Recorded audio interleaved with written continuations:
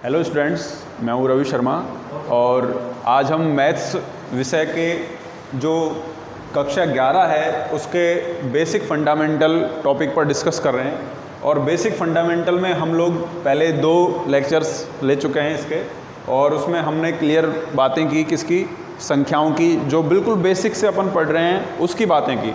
संख्याओं का हमने यहाँ पर पूरा पता किया, प्राकृत संख्याएँ, पूर्ण संख्याएँ, पूर्णांक संख्याएँ, ठीक है, परिमेय, अपरिमेय, और उसके साथ में वास्तविक संख्या, और वास्तविक के साथ में हमने जो भाज्य, अभाज्य, इस तरह की चीज़ें यहाँ पर क्लियर की हैं। उसके बाद में सम विषम संख्याओं के बारे में भी बताया गया है। और जो हमने यहाँ कल जो इम्पोर्टेंट जो बात थी वो क्लियर की, कौन सी, संख्याओं के दादाजी से मिले थे। दादाजी मतलब कौन सा, ग्रैंडफादर ऑफ नंबर्स, मतलब कि हमने यहाँ पर सम्मिश्र संख्या, वैसे मैं ये वर्ड वैसे ही अपने हिसाब से नाम में ले रहा हूँ, ऐसा कुछ लिखा हुआ नहीं है कि ये संख्याओं के दादाजी हैं, वो मैं समझाने के हिसाब से और याद रखने के हिसाब से टेक्निकली यूज़ में ले रहा हूँ। सम्मिश्र संख्याएं, सम्मिश्र संख्या अपने पास में कौन सी संख्या है जिसमें वास्तविक संख्या और काल्पनिक संख्या दोनों हो, उसको बोलेंगे अपन सम्मिश्र संख्या।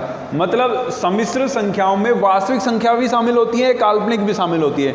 जैसे हमने पढ़ा था वास्तविक संख्याएं कौन सी, वास्तविक संख्याएं जिनको अपन एक संख्या रेखा पर निरूपित कर सकते हो। मतलब माइनस इनफाइनाइट से प्लस इनफाइनाइट के बीच में जो भी अपने पास में रियल नंबर्स होंगे, रियल नंबर लाइन पर वास्तविक संख्या रेखा पर जिन संख्याओं को निरूपित किया जा सकता है वो सभी संख्याएं क्या होंगी, वास्तविक संख्याएं होंगी। अब वास्तविक संख्याओं की बात हमने कर ली थी, उसके बाद में हमने कल काल्पनिक संख्या की भी बात की। काल्पनिक संख्या क्या होगी, इमेजिनरी नंबर क्या हो जाएगा, आयोटा के फॉर्म में जो भी नंबर आएगा, आयोटा की जो विषम घात है उसके रूप में जो भी नंबर आएगा वो सब क्या होंगे, काल्पनिक संख्याएं होंगी। अच्छा, आयोटा के बारे में बात कर ली थी कि आयोटा क्या होता है। आयोटा बराबर कितना, under root of -1, iota square equal to कितना, -1, आयोटा की पावर 3 बराबर कितना, माइनस आयोटा, और आयोटा की पावर 4 बराबर कितना, 1।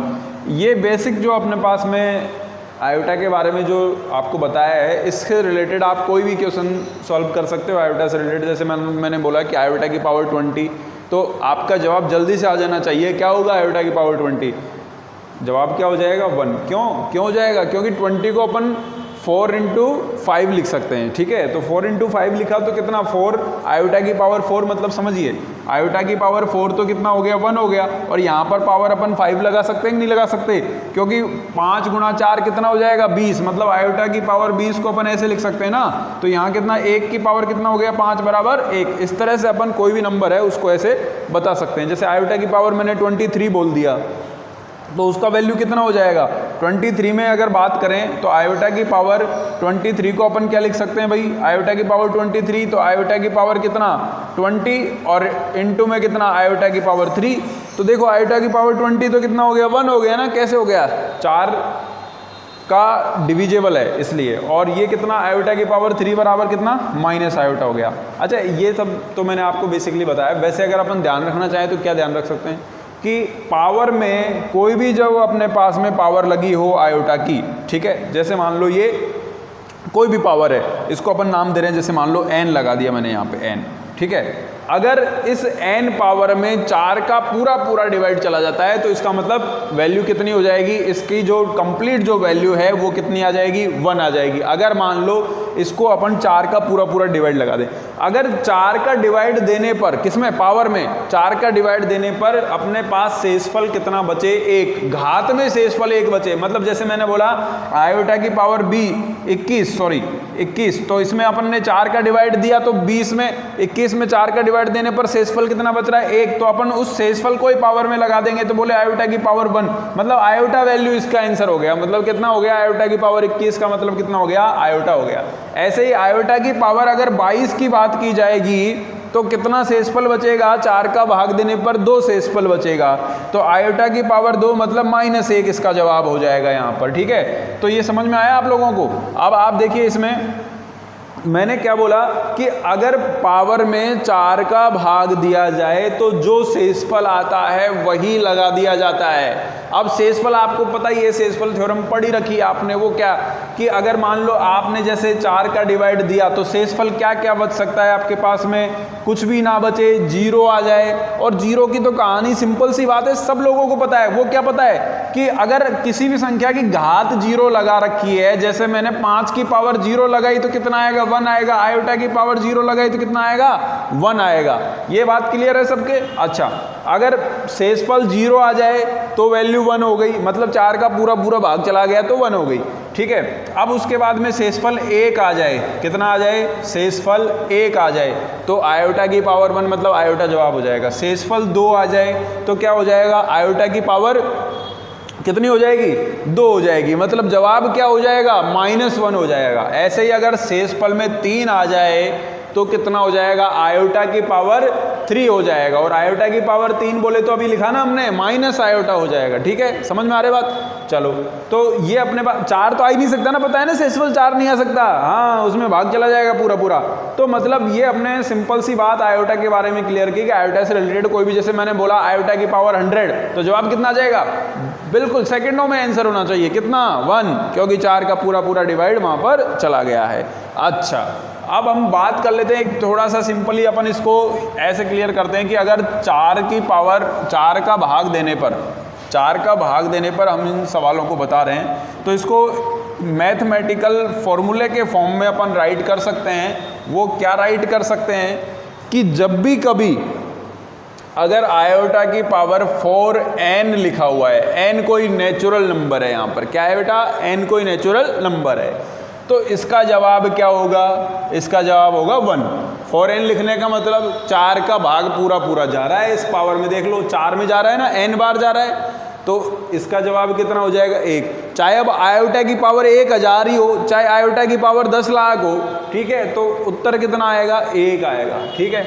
नेक्स्ट अगर अपन बात करें आयोटा की पावर 4n+1, मतलब ऐसा लिखा हुआ है कि 4n+1 के रूप में, जैसे आयोटा की पावर 21 है तो उसको अपन कैसा लिख सकते हैं, आयोटा की पावर 21 को 21 को क्या लिख सकते हैं अपन, आयोटा की पावर 20+1, मतलब शेषफल 1, तो उसका जवाब क्या हो जाएगा, उसका जवाब हो जाएगा आयोटा। अभी बताया ना, जो रिमाइंडर है वही बच जाएगा। आयोटा की पावर 4n+2 अगर अपन लिखते हैं तो जवाब क्या होगा, आयोटा की पावर 2 हो जाएगा। इट मीन्स क्या हो गया कि आयोटा की पावर 2 की वैल्यू बताई थी अभी, कितना, -1, ठीक है। अगर हम बात करें आयोटा की पावर 4n+3 के फॉर्म में कोई भी हो अपने पास में, तो उसको अपन क्या लिख सकते हैं, आयोटा की पावर 3। आयोटा की पावर 3 वैल्यू कितनी, माइनस के आयोटा, समझ में आया? ये अपने पास में यहाँ आयोटा से रिलेटेड जो मैथमेटिकली नोटेशन है वो बना के हमने लिखा, ठीक है। और इसको चाहो तो आप नोटबुक में नोट कर लीजिए, और चाहो क्या, अगर आपको अच्छे से मैथमेटिक्स क्लियर करनी है तो नोटबुक में नोट करके रखिए। और इसको मैंने यहाँ पर एक नाम दिया है, धांसू बॉक्स। क्यों भाई, धांसू बॉक्स, ये कौन सा बॉक्स है, धांसू बॉक्स। अच्छा, मैथमेटिक्स में ऐसा कोई किसी किताब या कहीं पर लिखा हुआ नहीं है, ये केवल आपको समझाने के हिसाब से बता रहा हूँ। समझाने के हिसाब से बताने का मतलब, धांसू जो पढ़े धांसू उसके आए ना कभी आंसू, ठीक है, ये बात ध्यान रखनी है आपको। कैसे, आप ऐसे छोटे छोटे बॉक्स बनाते हुए चलेंगे मैथमेटिक्स में, तो जो आपको बहुत ज़्यादा काम में आने वाले हैं, कभी भी भूलोगे नहीं, तो पूरे कभी भी आप नोटबुक देखोगे तो आपको तुरंत पता चल जाएगा कि धांसू से क्लियर हुआ कि नहीं हुआ। जैसे देखो क्या होता है ना, पढ़ने का भी एक, जैसे अपन साइंटिफिकली रीजन देखें तो अगर आप जैसे कोई मूवी देखते हैं, 3 घंटे की मूवी आपने देखी, तो आपको उसका सारा सब कुछ पता रहता है कि नहीं रहता है, बताओ। 3 घंटे आप मूवी देख रहे हैं, 3 घंटे आप कोई और जैसे एपिसोड देख रहे हैं, कोई और चीज़ देख रहे हैं, चाहे वो 3 घंटे की, चाहे 2 घंटे की, चाहे 4 घंटे की, जिसमें आपकी आँखें, आपका दिमाग पूरी तरह से वहाँ इन्वॉल्व होता है, और उसको आप देखते हैं। कोई कहता नहीं है कि इसको याद रखना, बट फिर भी आप बाहर निकलते हो या उससे बाहर आते हो या कभी भी इसके बारे में बात करते हो तो आपको वो याद रह जाता है, वो एक्शन सीन याद रह जाता है कि किसने कैसे क्या किया था, ठीक है ना। ज़्यादा डिटेल में नहीं बात करेंगे।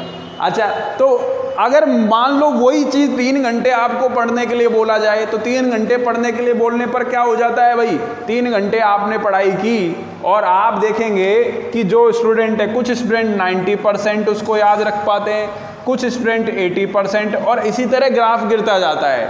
जिनका पूरी तरह से जो कंसंट्रेशन है वो वहाँ नहीं लग पाता पढ़ाई में, तो वो 50%, 40%, 30% इस तरह का मामला आपको देखने में मिलता है कि वो चीज़ हमको लंबे समय तक याद नहीं रहती और कुछ टाइम तक याद रहती, बाद में भूल जाते हैं।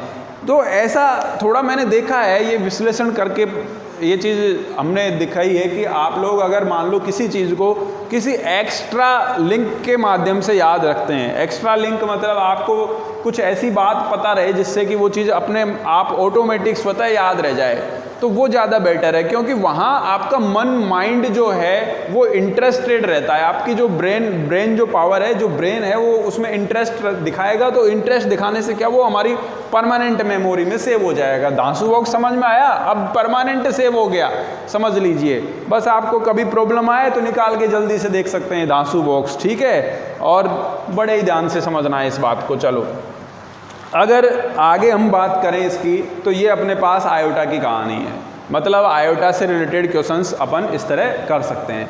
चलो अभी एक क्वेश्चन मैं आपको दे रहा हूँ, जवाब आपको देना है और बताना है कि वैल्यू क्या आएगी। मैंने क्वेश्चन लिखा है यहाँ पर कि आयोटा की पावर अपन ने लिख दिया कि 25, फिर आयोटा की पावर अपन ने प्लस में 26, प्लस आयोटा की पावर अपन ने 27, और चलो इसको भी ऐसे बना देते हैं 125, 126, 127 प्लस आयोटा की पावर 128, और जवाब आपका यहाँ पर क्या होगा वो बताना है, ठीक है। तो बताइए जल्दी से क्या जवाब होगा आपका। आयोटा की पावर 125, 126, 127, 128 इस तरह मैंने ऐड करके लिखा हुआ है। तो जवाब अभी आपने कैलकुलेट किया होगा, किसी स्टूडेंट ने, आपने देखा होगा, तो देखने पर आपको क्या जवाब मिला इसमें। तो जवाब देखिए कि आयोटा की पावर 1, मतलब ये आयोटा हो गया, ये -1 हो गया, ये माइनस आयोटा होगा, ये +1 हो जाएगा। मतलब ये तो अपने पास में कितना हो जाएगा आयोटा, ये कितना हो जाएगा -1, ये कितना हो जाएगा माइनस आयोटा, और ये कितना हो जाएगा +1। सबको ऐड करेंगे तो क्या बचेगा बताओ, सब कुछ कैंसिल, तो कितना आया 0। तो इसका जवाब कितना आया 0। लेकिन किंतु परंतु ध्यान देना इस बात पर, आप लोगों ने जो इस तरह की जो कैलकुलेशन की है, इससे समय लगा कि नहीं लगा बताओ? लगा है ना समय, और समय लगा, उसके बाद आपका आंसर आया। यहाँ पर दो चीज़ें देखो, किसी भी एग्जाम में आप अगर सक्सेस होते हो, उसमें आपको मार्क्स मिलते हैं या आप उसमें सफलता प्राप्त करते हो, इसके दो चीज़ें आप पर निर्भर करती हैं उस एग्जाम पर। मेनली जो मुख्यतया जो चीज़ें हैं वो कौन कौन सी होंगी। एक तो आपका उस एग्जाम में जो क्वेश्चन मिला है, उस क्वेश्चन का उत्तर सही होना चाहिए, जवाब सही होना चाहिए, ठीक है, जवाब सही, और इसके साथ में जवाब टाइम पर मिलना चाहिए। टाइम मतलब एक्यूरेसी आपकी बिल्कुल क्लियर होनी चाहिए, और उसी टाइम पर, मतलब जिस समय में वो निर्धारित किया गया है उसी समय में आपको उसका जवाब देना है। मतलब अगर आप कैलकुलेट करने में टाइम लगा रहे हो, उसके बाद 0 आंसर आ रहा है। और एक मैं आपको बता देता हूँ कि इसको देखते ही इसको देखते ही स्टूडेंट जो है वो ये देना चाहिए कि आपके पास में 125, 26, 27, 28 इस तरह से लिखा है 4 बार, और आपको पता 4 का ही भाग दे के हम देखते हैं शेषफल कितना कितना बचता है। तो इसका मतलब आपको सीधा कुछ नहीं, डायरेक्ट बोलना चाहिए था कि 0 आंसर। वो कैसे? वो ऐसे, अगर आपने देखा आयोटा की पावर मैंने n लिखा, प्लस आयोटा की पावर n+1 लिखा, फिर आयोटा की पावर n+2 लिख दिया, और फिर आयोटा की पावर n+3 लिख दिया, तो 1 2। तो अभी आपने देखा जैसे ये जो अपने पास में 0 जो आंसर आया, और वो एक टाइम आपने जैसे कैलकुलेट किया उसके बाद में 0 बताया, और मैं बता रहा हूँ कि यहाँ पर 0 आंसर डायरेक्ट भी बता सकते हैं। डायरेक्ट कैसे बता सकते हैं कि 125, 26, 27, 28 इस तरह काउंटिंग लिखी हुई है, डायरेक्टली 4 बार लिखा हुआ है, 4 का ही डिवाइड देना है और शेषफल बचना है, तो उसमें वैल्यू आपका 0 आ जाएगी। वो चीज़ यहाँ से अपन क्लियर कर रहे हैं इसको। जैसे ये भी एक क्वेश्चन अपन ने दिया, इस क्वेश्चन का आंसर कितना होगा, इसका भी अभी मैंने बता ही दिया आपको कि आंसर कितना आ जाएगा, 0 आ जाएगा। और वो कैसे आ जाएगा, जैसे आपने मान लो इसको सॉल्व किया, और सॉल्व करने के लिए देखो हम यहाँ पर बात कर रहे हैं इसकी कि आपने आयोटा की पावर n कॉमन ले लिया। कितना ले लिया? आयोटा की पावर n। सब लोग जानते होंगे कॉमन लेना, तो पता ही है। तो आयोटा की पावर n लेने पर कितना आ रहा है, इधर तो 1 बच गया, और इधर कितना बच गया, आयोटा की पावर n कॉमन लिया तो इधर तो 1 बचा है पूरा, और यहाँ पर कितना बच गया, आयोटा की पावर n तो आ गया, तो इधर कितना बच गया, आयोटा की पावर 1 बच गया, मतलब आयोटा बच गया। नेक्स्ट में क्या बचा, प्लस आयोटा की पावर 2 बच गया, फिर आगे कितना बचा, आयोटा की पावर 3 बच गया। ये चीज़ आपने लिखा, इसको सॉल्व किया तो आपने देखा आयोटा स्क्वायर का वैल्यू कितना हो गया, -1। -1 से +1 क्या हो गया, कैंसिल। आयोटा की पावर 3 का मतलब कितना हो गया, माइनस आयोटा। माइनस आयोटा से प्लस आयोटा कितना हो गया, कैंसिल। तो इससे क्या हो गया, आयोटा की पावर n तो ये, और ये 1 प्लस आयोटा माइनस 1 और क्या हो गया अपने पास में माइनस आयोटा। इससे ये सब कैंसिल होकर के आयोटा की पावर n किससे मल्टीप्लाई हो गई? 0 से, और जवाब क्या आ गया? 0 आ गया। तो फाइनल आंसर क्या मिला? 0। तो हमने ये प्रूव कर दिया, इसको सिद्ध कर दिया। अब इसको आप कहीं भी कभी भी काम में ले सकते हो। मतलब आपको टाइम बचाना है जल्दी से। अगर आप आंसर देना चाहते हो, मान लो ये 1 मार्क में क्वेश्चन आता है, 1 नंबर में आता है, तो 1 नंबर में आप जल्दी से बता सकते हो ना कि आयोटा की पावर 249 प्लस आयोटा की पावर 248 प्लस आयोटा की पावर 247 प्लस आयोटा की पावर 246 बराबर कितना हुआ? तो बराबर आप 0 बता दोगे, जल्दी से कैलकुलेट कर सकते हो। चलो ये क्लियर हुआ, ठीक है। नेक्स्ट, अगर हम अभी मैंने आपको पहले बताया था कि जो हमने अभी जो पढ़ा है वो पढ़ा क्या है? संख्याओं के दादाजी के बारे में, मतलब सम्मिश्र संख्याओं के बारे में। और सम्मिश्र संख्याओं की बात करें तो सम्मिश्र संख्याओं को मैं दादाजी क्यों बोल रहा हूँ उसके पीछे एक छोटा सा वैसे बता देता हूँ आपको। सम्मिश्र संख्याएं वे संख्याएं जो काल्पनिक व वास्तविक दोनों संख्याओं से मिलकर बनी हुई थी। मतलब इसमें वास्तविक संख्याएं भी होती हैं, काल्पनिक भी होती हैं, शुद्ध वास्तविक भी होती हैं और शुद्ध काल्पनिक भी होती हैं।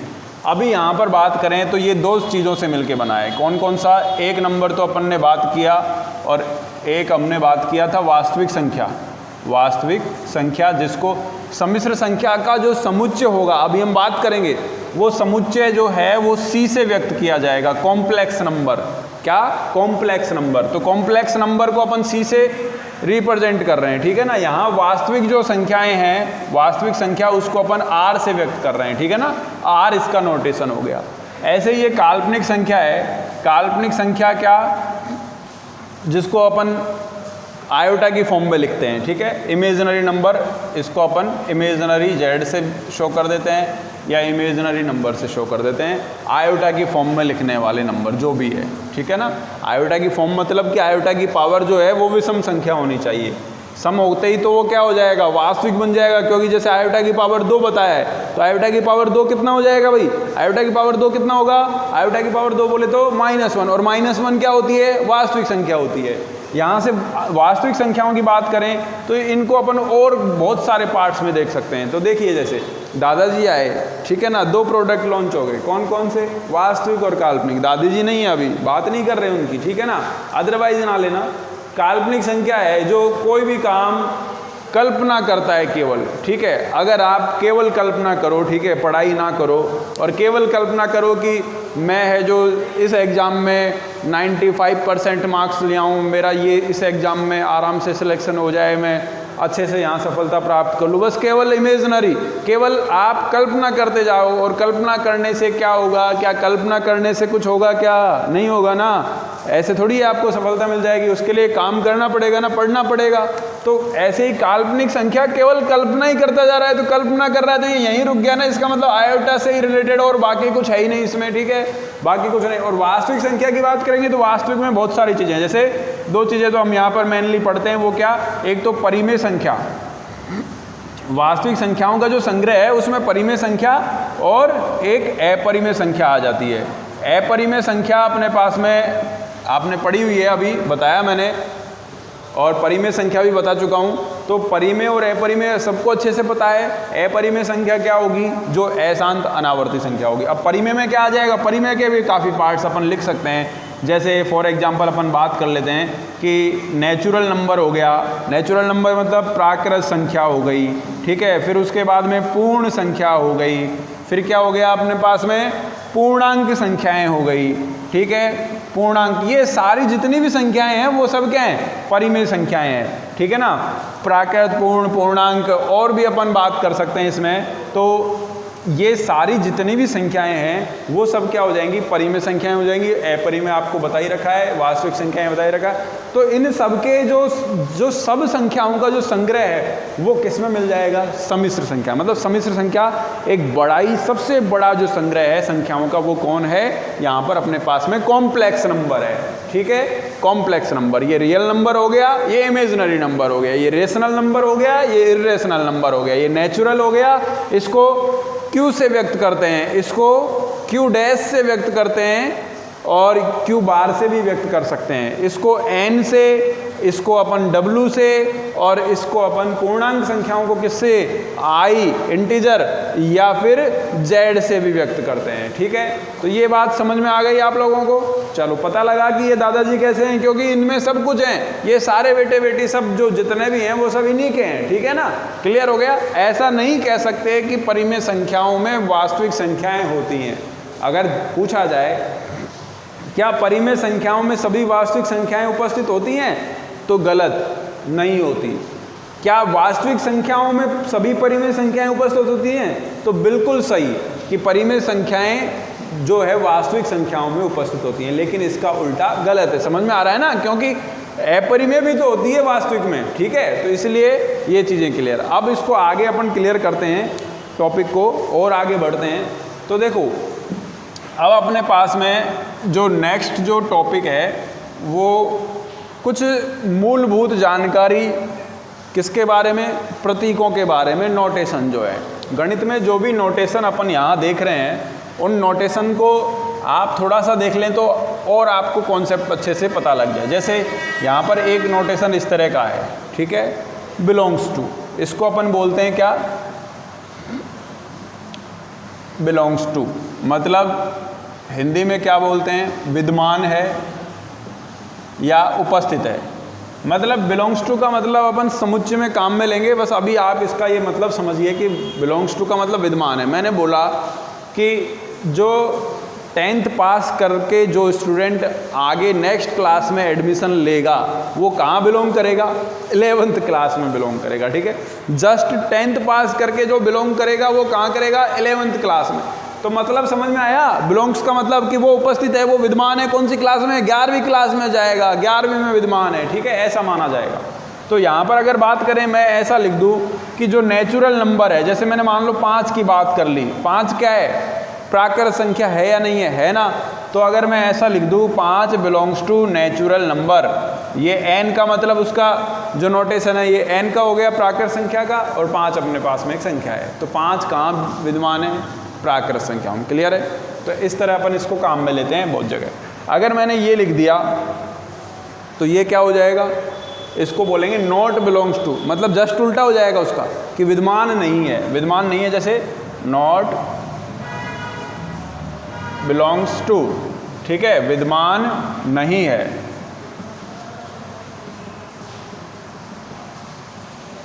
या उपस्थित नहीं है, जो भी है। अगर मैंने यहाँ बोला तो चलो बता ही दीजिए आप कि मैंने एक स्टेटमेंट लिखा कि 2.5, कितना लिखा, 2.5, और यहाँ ऐसे लिख दिया बिलोंग्स टू n, तो क्या ये सही है, सही है या गलत है, गलत है ना भाई। 2.5 प्राकृत थोड़ी है, नहीं है ना। तो यहाँ क्या लगाना पड़ेगा अपन को, नॉट बिलोंग्स टू। 2.5 प्राकृत में विद्यमान नहीं होता है। क्लियर, मैंने लिखा -1 not belongs to natural number. Clear है। चलो आगे अपन बात करते हैं कि हमारे पास में जैसे कोष्ठक होते हैं, 3 प्रकार से अपन उनको पढ़ लेते हैं। वो बहुत ही सामान्य चीज़ से मैं स्टार्ट कर रहा हूँ उसको, और अपन धीरे धीरे अपने सिलेबस में अब एंट्री करने वाले हैं समुच्चय टॉपिक के अंदर। वो क्या है, जैसे आप देखिए एक कोष्ठक इस तरह का आप पढ़ते हैं, ठीक है। दूसरा कोष्ठक जो है आप